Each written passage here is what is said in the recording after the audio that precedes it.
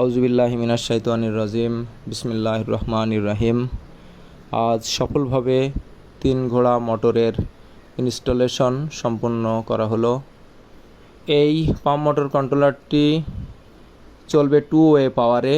সারাদিনে চলবে সূর্যের আলো মাধ্যমে সৌরবিদ্যুতে এবং রাত্রে চলবে একই মোটর বিদ্যুতে। এই 2 ওয়ে পাওয়ার সোলার সিস্টেমটি ইনস্টল করা হয়েছে মিরপুর উপজেলার পোড়োদাহ ইউনিয়নের গোবিন্দপুর গ্রামে।